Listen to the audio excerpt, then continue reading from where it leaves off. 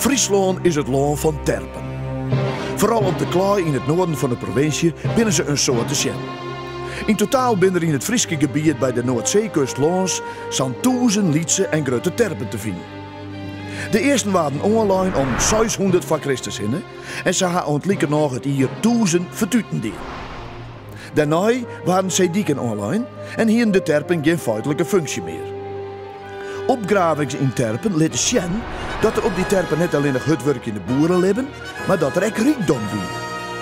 In de terp van Wienaam is een prachtige fibula voen, een mantelspelde, opgebouwd van goud en zilver. Dat zou erop tjutten kennen dat je eer een koning wennen had.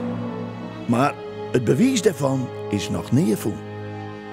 In het Wierte Kwelderlaan bij de kustlands is het jet iets goed boerkje, maar meer wijn. Een paar keer in het jaar stroept het vruchtbare Klaarlaan onder water. Voorheen tegen de boeren voor het stormseizoen maar haar spultje naar de woorden. Maar daar wordt het heel iets dreger om dat te houden, om te groen daar heel iets veeniger wordt. Men blijft winterduis liever in de Klaaistreek.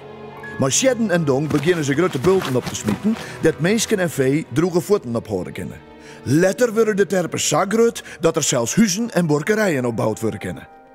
Het woord terp is het oud-Frieske woord voor het dorp. In Greenslaan heet de terpletter wierde en in Noord-Duitsland warft. Al met al zijn er zo'n 1000 terpen opsmieten in het Sint-Wurgen Friesland en Greenslaan en in het totale Frieske gebied nog volle meer. De grootste en bekendste is haast 9 meter heeg, die van Hegebeintem. In het Sint-Wurgen Friesland binnen de meeste terpen te vinden in de regio's om Dokkum en om Frensjerinnen. Oostergo en Westergo zaten wij die gebieden nemen.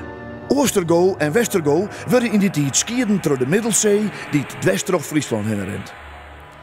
Westergo is het kerngebied van Friesland dat inbedden is in een grotere Noordzeecultuur. Er binnen nauwe verbindingen met Noord-Duitsland, Scandinavië en Engeland.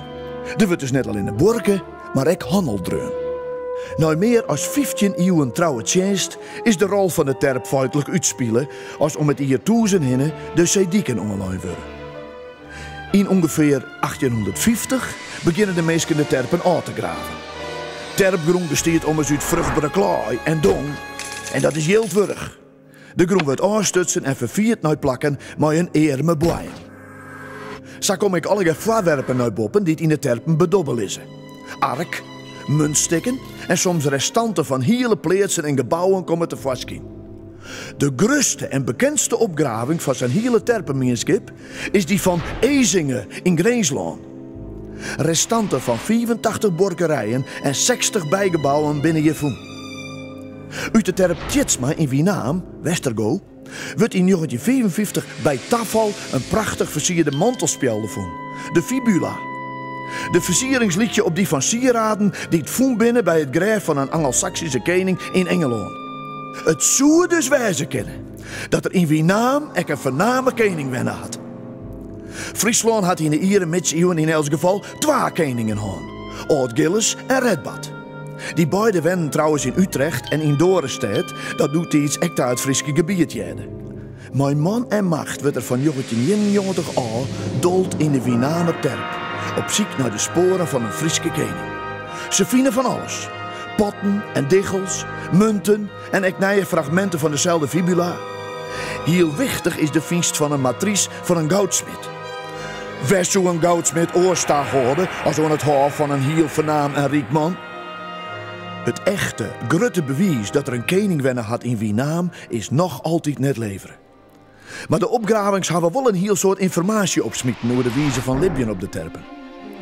In het midden van het dorpsterpen stiert Sint-Wurg vaak een tjerke. Voorheen lag op dit plak meestal een dobbe, dat de omliggende huizen wetter van broeken konden. Na de oorlog van de Zeedieken is dit net meer neder. En als in dezelfde tijd het christendom in deze regio opkomt, wordt dit plak broekt om godshuizen te bouwen.